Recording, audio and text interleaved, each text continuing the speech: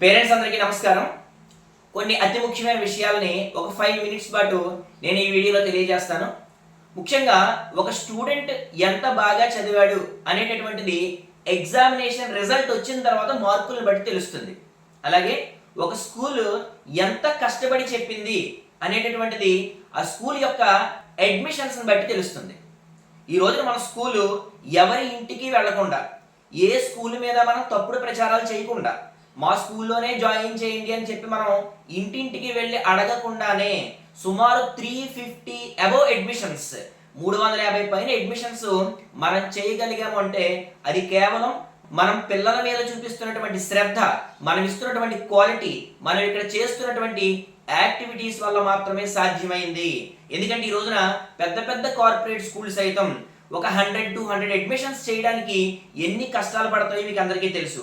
ఇంటింటికి తిరుగుతాయి, తప్పుడు ప్రచారాలు చేస్తాయి, దుష్ప్రచారాలు చేస్తాయి, మా స్కూల్ తప్ప ఇంక ఏ స్కూల్లోనూ చదువు బాగాలేదని చెప్తాయి.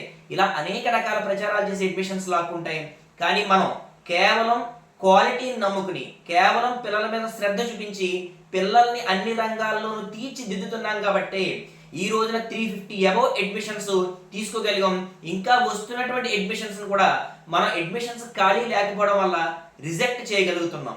అంటే ఈ రోజున మన స్కూల్ యొక్క క్వాలిటీ అనేటటువంటిది ఖచ్చితంగా అర్థం చేసుకోవాలి. అంటే సుమారు 10th క్లాస్ పూర్తయి బయటికి వెళ్ళిపోయిన వాళ్ళైతేనే, వివిధ రకాల కారణాల వల్ల బయటికి వెళ్ళిపోయిన వాళ్ళైతేనే ఒక 150 మందిని పక్కన పెడితే 350 మెంబర్స్లోనూ ఒక 150 మెంబర్స్ మనం పక్కకు పెడితే మన స్కూల్ స్ట్రెంగ్త్ని ఇంకొక 200 మనం పెంచుకోగలిగాం. అంటే ఈ రోజున మన స్కూల్ స్ట్రెంగ్త్ 1700కి, లాస్ట్ ఇయర్ 1500 ఉంటే ఈ ఇయర్ మనకి 1700కి రీచ్ అవ్వడం అనేటటువంటిది ఖచ్చితంగా మీకు నాకు కూడా అది గర్వకారణమైనటువంటి విషయం. ఇక 98% of the students last year చదివినటువంటి వాళ్ళు 98% మంది మళ్ళీ మన స్కూల్కి అటెండ్ అవుతున్నారు. ఒక 2% మానేసేటటువంటి వాళ్ళు ఎప్పుడు ఉంటారు. ఎందుకంటే రకరకాల కారణాల వల్ల, వాళ్ళ పిల్లలకి ఐక్యూ లేకపోవడం వల్ల పిల్లలు చదవలేకపోవచ్చు, లేదా కొంతమందికి డబ్బులు ఎక్కువ ఉన్నాయనుకోండి, ఒక 30-40 వేలు ఫీజు కడితేనే వాళ్ళకి సాటిస్ఫాక్షన్ ఉంటుంది. లేకపోతే ఎంత కష్టపడి చెప్పినా కూడా కొంతమందికి సాటిస్ఫాక్షన్ అనేటువంటి ఉండదు. అలా కొంతమంది ఉంటారు. కొంతమంది వేరే కారణాల వల్ల ఊర్లు మారిపోయినటువంటి పిల్లలు ఉంటారు. కొంతమంది ఫీజు కట్టలేనటువంటి వాళ్ళు, ఆ ఫీజు కూడా కట్టలేనటువంటి వాళ్ళు కూడా కొంతమంది ఉంటారు. ఇలా డిఫరెంట్ కారణాల వల్ల ఒక 2% అనేటటువంటిది మానేయడం అనేటటువంటిది చాలా సాధారణమైనటువంటి విషయం. 98% ఆఫ్ ది పేరెంట్స్ ఈ రోజున మన స్కూల్ పైన నమ్మకం ఉంచారు అంటే మనం ఎంత కష్టపడుతున్నామో, పిల్లల పైన ఎంత శ్రద్ధ చూపిస్తామో అనేటటువంటిది ప్రతి ఒక్కరూ కూడా అర్థం చేసుకోవాల్సినటువంటి విషయం. అయితే ఈ సందర్భంగా కొన్ని ముఖ్యమైనటువంటి విషయాల్ని మీకు తెలియజేస్తాను. ఆల్రెడీ నేను మెసేజ్ రూపంలో తెలియజేశాను. ఒక 5 రూమ్స్ని మనం ఎక్స్ట్రాగా ఇప్పుడు కన్స్ట్రక్ట్ చేయడం జరుగుతుంది. నిజానికి మనకు ఒక 2 రూమ్స్ సరిపోతాయి. ఎందుకంటే లాస్ట్ ఇయర్ మనకి ఎంటీగా ఉంచినటువంటి 2 రూమ్స్ని ఫిల్ చేసిన, ఇప్పుడు కొత్తగా ఒక 2 రూమ్స్ని కన్స్ట్రక్ట్ చేస్తే మనం పెంచుకున్నటువంటి 200 స్ట్రెంత్కి సరిపోతాయి. అయినప్పటికీ ఇంకా ఖాళీగా కూర్చోవాలి పిల్లలు అనేటువంటి ఉద్దేశంతో 5 రూమ్స్ మనం కన్స్ట్రక్ట్ చేయడం జరుగుతుంది. ఒక 2-3 రోజుల్లోనే 5 రూమ్స్ కూడా మనకు అందుబాటులోకి రానున్నాయి. అలాగే బెంచెస్ కూడా నిజానికి ఒక 40-50 కొత్త బెంచెస్ చేయిస్తే సరిపోతుంది.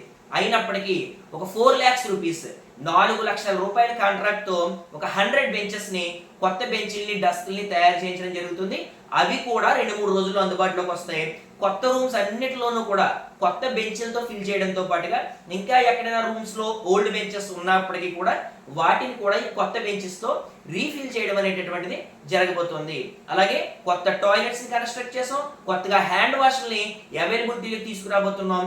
అలాగే లంచ్ కోసం ప్రత్యేకంగా ఎల్కేజీ, యూకేజీ పిల్లలు లంచ్కి రూమ్స్లో ఇబ్బంది పడుతున్న దృష్ట్యా లంచ్ కోసం కూడా మరొక వారం రోజుల్లోనే ఒక పెద్ద రూమ్ని మనం సిద్ధం చేయబోతున్నాం. సో అలాంటి ఇబ్బందులన్నీ కూడా ఒక 4-5 రోజుల్లోనే మనం వాటిని సాల్వ్ చేయడం జరుగుతుంది.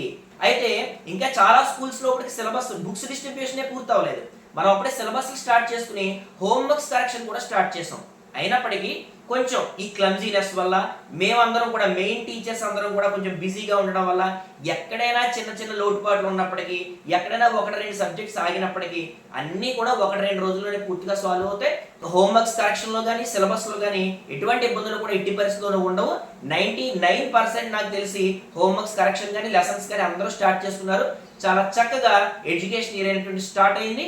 రాబోయే రోజుల్లో ఇక వారం 10 రోజుల్లోనే కొత్త యాక్షన్ ప్లాన్ తో కూడా మనం ముందుకెళ్ళడం జరుగుతుంది. ఆ వివరాలన్నీ కూడా నేను ఇంకొక వీడియోలో మీకు అందరికీ కూడా తెలియజేస్తాను. అలాగే కొత్తగా ఒక 15 మెంబర్స్ ని కొత్త టీచర్స్ ని మనం రిక్రూట్ చేసుకోవడం జరిగింది.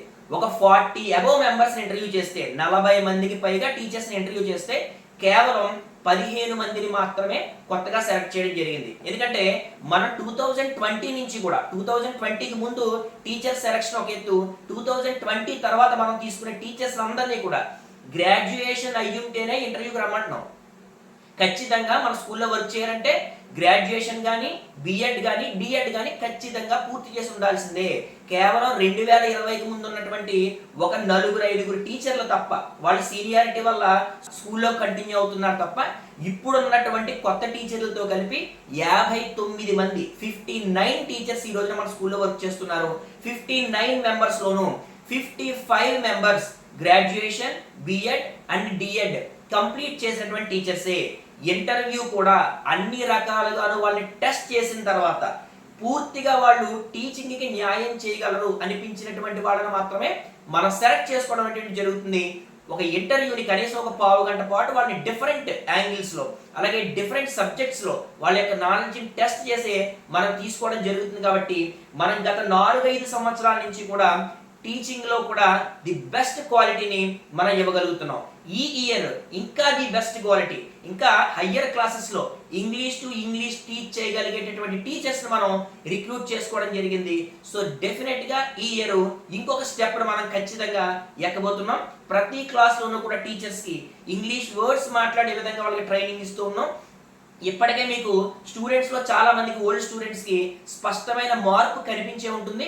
ఇంకా ఈ ఇయర్ ఇంకా ఎక్కువ మోస్ట్ ఆఫ్ ద సెంటెన్సెస్ అన్ని కూడా స్కూల్లో ఇంగ్లీష్ యూజ్ చేసిన టీచర్స్ కి ట్రైనింగ్ ఇవ్వడం ద్వారా, అలాగే ప్రతిరోజు కూడా ఒక సెంటెన్స్ ని స్టూడెంట్ కి నేర్పించుకుంటూ వాళ్ళని కూడా ఇంగ్లీష్ మాట్లాడే విధంగా ట్రైన్ చేయడం ద్వారా ఒక కొత్త మార్పుని మనం త్వరలోనే చూడబోతున్నాం. వీటికి సంబంధించిన అనేక విషయాలు నేను ఇంకో వీడియోలో మీకు తెలియజేస్తాను. అయితే ఈ సందర్భంగా పేరెంట్స్ కి నేను ఇచ్చేటటువంటి సజెషన్స్ ఒక 5 సజెషన్స్ నేను ఇస్తాను. ఫస్ట్ ఆ 5 సజెషన్స్ ని ఖచ్చితంగా పాటించేటటువంటి ప్రయత్నం చేయండి. ఫస్ట్ సజెషన్, సెల్ ఫోన్ కి మీ పిల్లల్ని దూరంగా ఉంచండి. ప్రతిరోజు మీ పిల్లలకి సెల్ ఫోన్ ఇస్తూ మా పిల్లలు మాత్రం చాలా అద్భుతంగా తెలివైన వాళ్ళగా తయారవ్వాలని మీరు అనుకుంటూ ఉంటే అది మాత్రం భ్రమగానే మిగిలిపోతుంది. మేము ఇక్కడ ఎంత కష్టపడి చెప్పినప్పటికీ మీ పిల్లలు సెల్ ఫోన్ చూస్తూ ఉంటే మాత్రం ఖచ్చితంగా పాడైపోయే అవకాశాలు 90% ఉంటాయి. కాబట్టి మీ పిల్లల్ని నయాన్నో భయాన్నో పూర్తిగా సెల్ ఫోన్కి దూరం చేయాలి. అది ఫస్ట్ సజెషన్. ఇక సెకండ్ సజెషన్ వచ్చేటప్పటికి మీ పిల్లలు ఇంటికి రాగానే ఒక హాఫ్ అన్ అవర్ మీరు ఖాళీగా వదిలేసిన తర్వాత హోంవర్క్స్ చేసే విధంగా ఖచ్చితంగా పేరెంట్స్ యొక్క శ్రద్ధ ఉండాలి. హోంవర్క్స్ అన్ని కంప్లీట్ అయిన తర్వాత ప్రతిరోజు కూడా ఒక రీడింగ్ క్వశ్చన్, ఫస్ట్ క్లాస్ నుంచి 10th క్లాస్ వరకు కూడా ఒక రీడింగ్ క్వశ్చన్ ఇవ్వడం అనేటువంటి జరుగుతుంది. 10th క్లాస్కి అయితే నెంబర్ ఆఫ్ అసైన్మెంట్స్ ఉంటే వాళ్ళని పక్కకు పెడితే ఫస్ట్ క్లాస్ నుంచి 9th క్లాస్ వరకు కూడా రీడింగ్ క్వశ్చన్ ఇవ్వడం అనేటువంటి జరుగుతుంది. పేరెంట్ ఖచ్చితంగా ఈవేళ నీకు రీడింగ్ క్వశ్చన్ ఏమి ఇచ్చారు, ఆ రీడింగ్ క్వశ్చన్ అప్పచెప్పు అని చదివించి అప్పచెప్పించుకునేటటువంటి ప్రయత్నం చేయాలి.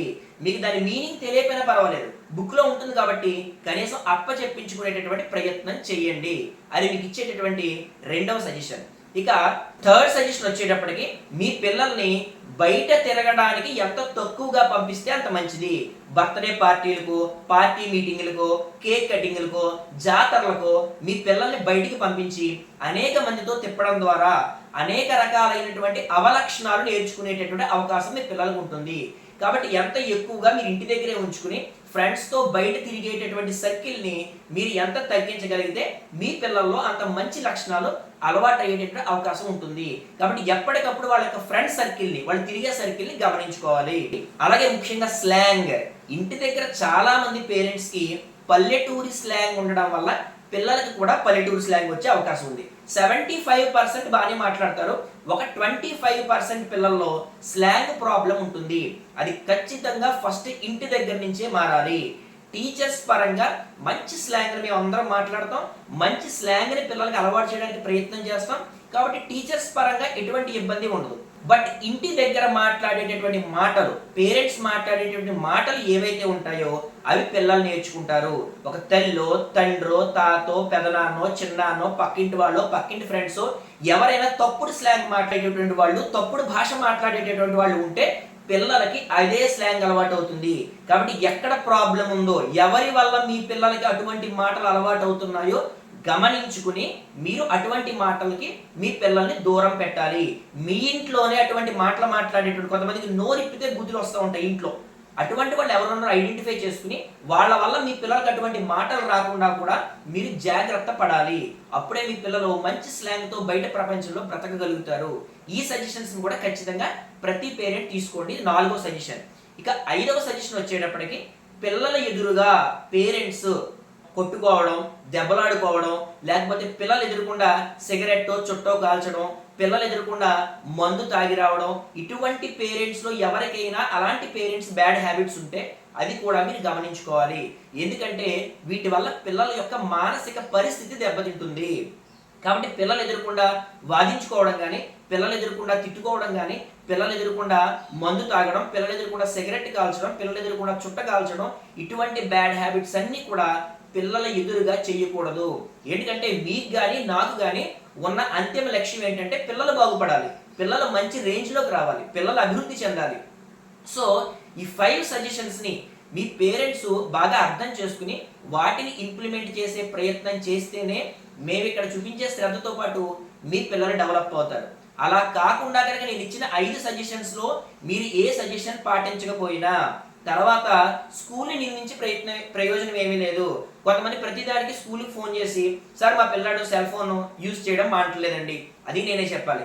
మా పిల్లాడు భోజనం చేయట్లేదు, అది నేనే చెప్పాలి. మా పిల్లాడు పెద్దల్ని గౌరవించట్లేదు, అది నేనే చెప్పాలి. సో ఇవన్నీ మేమే చెప్తే ఇక పేరెంట్స్గా మీ బాధ్యత ఏంటి? మేము ఎలాగో ఇక్కడ అన్నీ చెప్తాం, నేను ఇప్పుడు చెప్పిన సజెషన్స్ అన్ని పిల్లలకి ఎలాగో చెప్తాం, కానీ వాటిని ఇంప్లిమెంట్ చేసే బాధ్యత ఇంటి దగ్గర పేరెంట్స్ది. పేరెంట్స్ వాటిని ఇంప్లిమెంట్ చేసి మీరు పిల్లలకి ఏది అలవాటు చేస్తే పిల్లలు ఇంటి దగ్గర ఆ అలవాట్లు నేర్చుకుంటారనేటువంటి విషయాన్ని ప్రతి పేరెంట్ కూడా గుర్తుపెట్టుకుని మేము చూపించే శ్రద్ధతో పాటు మీరు కూడా కొన్ని లక్షణాలని మార్చుకోగలిగితే ఖచ్చితంగా మీ పిల్లలు మంచి అభివృద్ధిలోకి వస్తారు. అంతిమంగా మీ యొక్క లక్ష్యం, నా యొక్క లక్ష్యం అదే. కాబట్టి ఈ విషయాలన్నీ కూడా పేరెంట్స్ అర్థం చేసుకుంటారని ఆశిస్తూ మరొక వీడియోలో అకాడమిక్కి సంబంధించినటువంటి కొత్త మార్పులు ఏమున్నాయో వాటిని మీకు అందరికీ కూడా తెలియజేసే ప్రయత్నం చేస్తాను. Thank you.